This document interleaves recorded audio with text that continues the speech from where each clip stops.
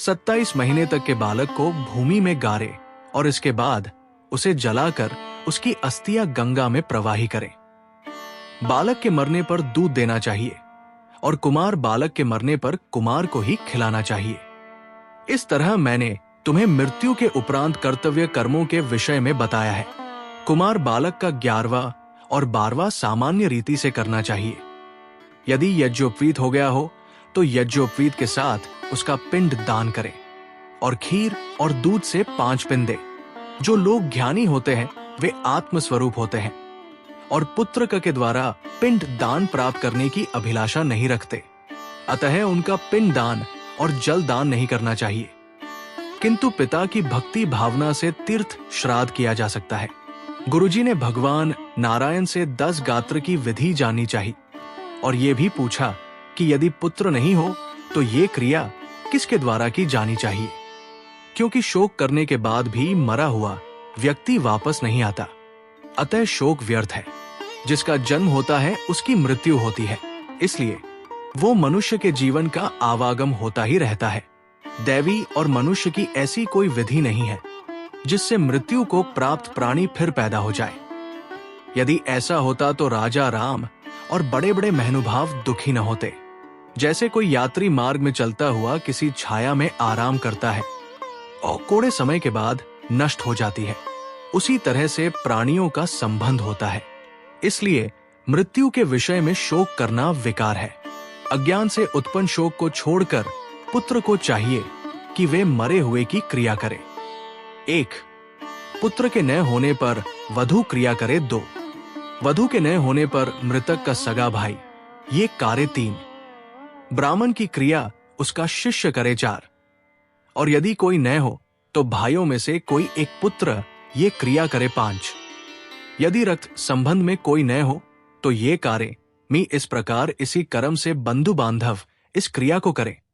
यदि एक पुरुष की अनेक स्त्रियां हैं तो उनमें से किसी भी एक से उत्पन्न पुत्र को ये कार्य करना चाहिए, क्योंकि यदि एक के भी पुत्र होता है तो वे सभी स्त्रियां पुत्रवती कहलाती है। यदि कोई व्यक्ति किसी अनाथ प्रेत का संस्कार करता है तो उसे करोड़ों यज्ञों का फल मिलता है।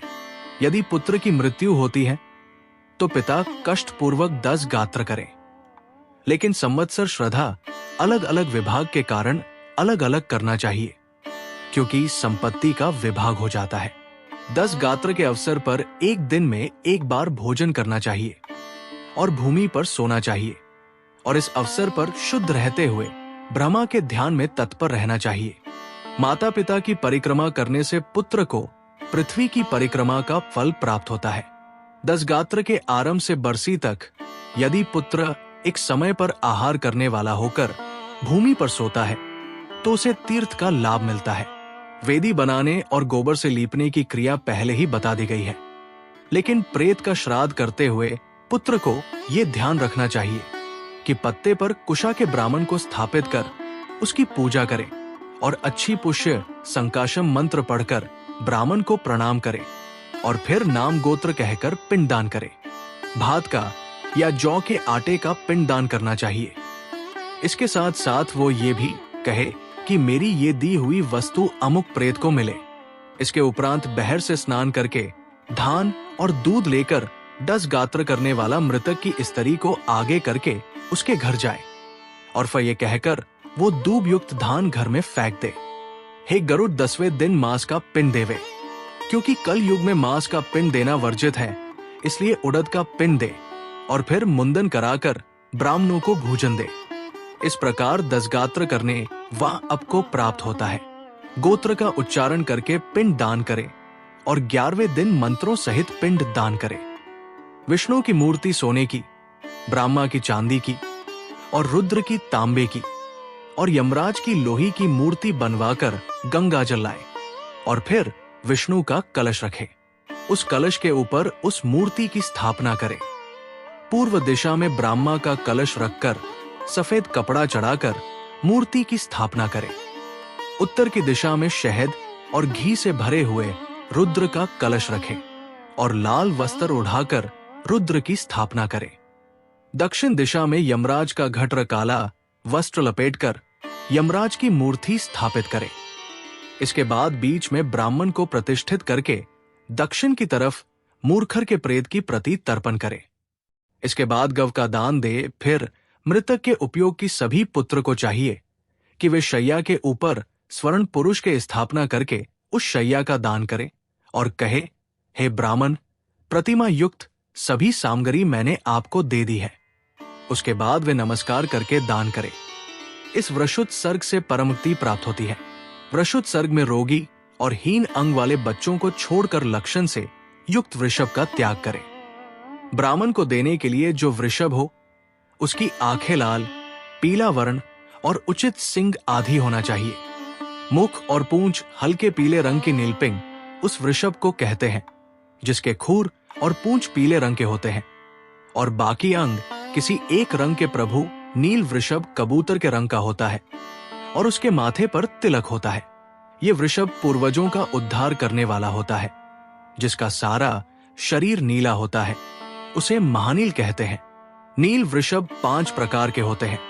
यदि कोई एक पुत्र अनेक पुत्रों की कामना करता है और गया का श्राद्ध करता है, गोरी कन्या से विवाह करके और फिर नील वृषभ को त्यागता है, तो वही पुत्र मान्य योग्य होता है। स्वर्ग में गए हुए पितृ भी इस बात की कामना करते हैं कि उनका कोई पुत्र विषोत्सर्ग कर दे तो वे परम गति को प्राप्त होंगे, क्योंकि वृष यज्ञ मुक्ति देने वाला होता है। मनुष्य को चाहिए कि वो विधान पूर्वक वृष यज्ञ करे। ग्रहों की स्थापना करते हुए उन्हें वैदिक मंत्रों से पूजते हुए यज्ञ करे। वृष और गाय का पूजन करके बछड़े या बच्चियों को लाकर उनमें कंगन बांधे और जिस तरह विवाह में खंभे गड़े जाते हैं उस तरह गाढ़े। विश्व और बच्चियों को यदि संभव हो तो रुद्र कुंभ के जल से स्नान कराए, फिर गंध और माला से पूजा करके कुंभ की परिक्रमा करे। इसके उपरांत त्रिशूल को दाई ओर रखे और बाई ओर चक्र का निशान बनाए और फिर बैल को छोड़ते हुए कहें, हे वृषभ, तुम धर्म हो और ब्रह्मा के द्वारा मंत्र के रूप में प्राचीन काल से ही रचे गए हो। मैं आपका उत्सर्ग करता हूं।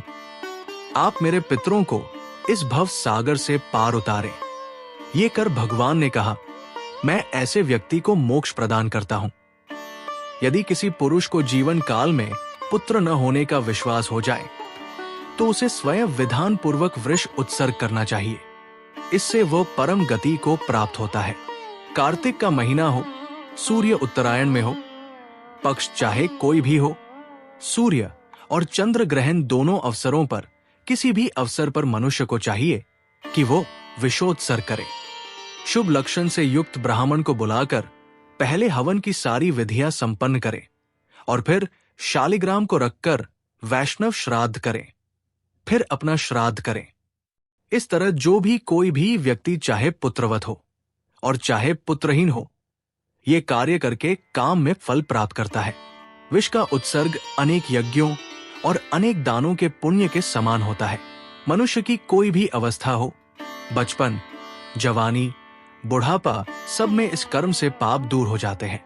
इसके अतिरिक्त शराबी, दुष्ट, मित्रद्रोही, ब्रह्मा हत्या का पापी और सोना चुराने वाला कोई भी व्यक्ति ये उत्सर्ग करके पाप मुक्त हो जाता है। यदि पति और पुत्र वाली स्त्री जो पति और पुत्र से पहले मृत्यु को प्राप्त हो जाए तो उसके विष को उत्सर्ग नहीं करना चाहिए। उसके लिए दूध देने वाली गौ का दान होना चाहिए। हे गरुड़, विष के उत्सर्ग वाले बैल से जुताई का काम नहीं लेना चाहिए। ऐसे पूजित बैल को मारने वाला यम की यातना सहता है। इस विषय में एक और बात मैं तुमसे कहता हूं कि 16 श्राद्ध करने से पहले मनुष्य को चाहिए कि वो मृतक के स्थान, अर्धमार्ग, चिता और मृतक के हाथ पर हड्डियों के संचय में 16 पिंड देवे।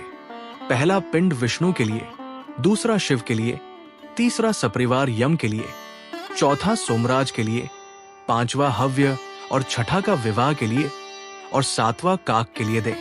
आठवां रुद्र, नवा पुरुष, 10वां प्रेत, 11वां विष्णु के लिए देकर 12वां ब्रह्मा के लिए दे, फिर 13वां विष्णु के लिए और 14वां शिव के लिए देकर पुनः यमराज के लिए 15वां पिंड दान करे और वो सब करने के बाद 16वां पिंड उस पुरुष के लिए दान करे। इस तरह 12 महीनों में पाक्षिक, त्रैमासिक और क्षमाही पिंड दान किया जा सकता है। इस तरह षोडश, पूर्व षोडशी, मलिन षोडशी और मध्य षोडशी कुल मिलाकर 48 शब्द होते हैं।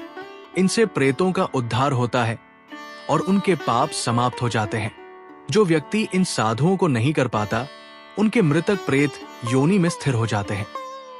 इसलिए पुत्र को चाहिए कि वो षोडश श्राद्ध करे, और जो पत्नी ये 16 श्राद्ध करती है और संपूर्ण रूप से 48 श्राद्ध करती है, वो परम पद को प्राप्त होती है।